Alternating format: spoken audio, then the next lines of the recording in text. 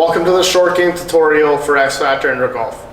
About Golf simulators are the #1 simulator you'll play on for short game.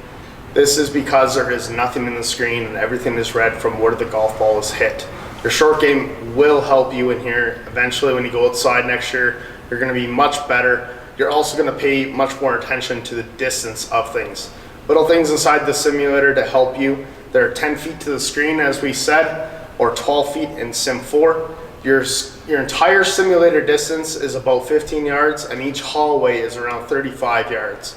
Keep things like that in mind, how far you're actually hitting the golf ball. Before each golf shot, remember to look at the 3 important things. Your distance, your elevation.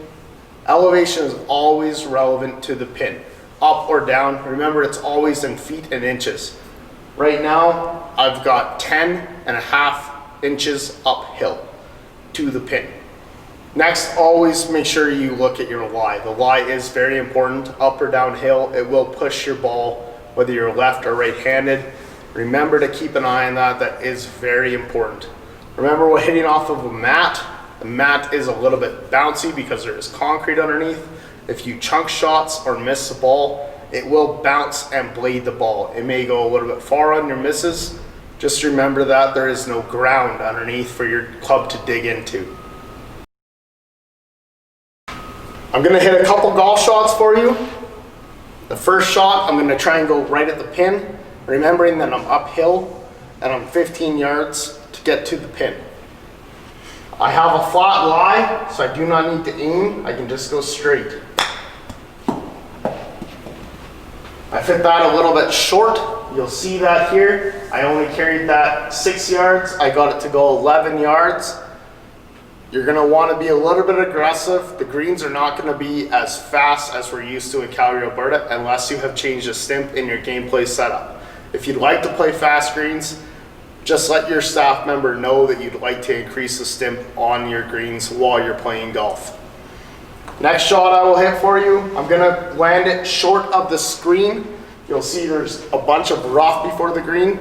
The ball will get caught up in that rough just like it would outside if you were to hit a short chip shot or miss your shot.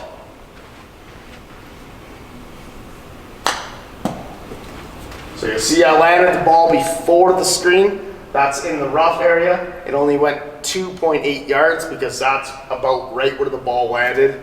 We're playing somewhere that's a little bit sticky and it's grabbed the ball and it will not bounce out. As we get into putting, a couple things to remember before you hit your putts. Golf clubs that may have white on the top of them. My putter, for instance, has a white strip with lines on there. These white markings sometimes can confuse the cameras, mostly on putters. If you do see that you have one of these kinds of putters, especially the 2-ball Odyssey putters, there's green painter's tape available. You can tape them up and it will work just fine. If you think you have any other golf clubs that might be fooling the system, by all means use the tape to cover it up, just to give yourself that assurance. When we're hitting a putt, same thing. Always look. Distance, elevation. My distance is 20 feet. My elevation, I'm going downhill by 2.7 inches. The break is on the screen. You'll see it with the golf balls moving. You'll see all the balls are moving left to right. This means my putt will move from left to right and break that way as well. Very similar to Tiger Woods golf. Once again, that stimp of the green is going to determine how hard or how fast the greens are going to be. Up to you what you want to play. 8.5 is our standard here. 10 is what you'll see at some of the higher end golf courses around Calgary, all the way up to 12 depending on where you play and how hot it's been that week. As we go over to make a putt, I'm going to show you 2 putts. One, I'm going to try and gauge that distance of about 20 feet. We're going downhill with the break. So I'm going to hit it a little bit short of 20 feet and let it fall into the hole. I can just aim on the screen if I want to. If you would like to use the aim button, that is up to you. Most people do not feel comfortable to do that. I've put that a little far outside, but you'll see it come down, nestle into the hole. I'm within inside that gimme range. I'm done putting. I can pick up and move on.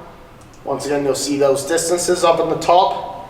Just to show you that it does read the golf ball all the way to the screen and everything from before the screen. I'm gonna hit a putt short of the screen.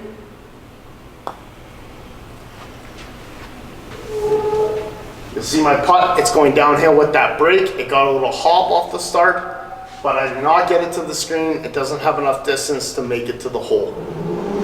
If you need any other help on putting, please ask your XFactor employee to give you an explanation and they will be happy to help.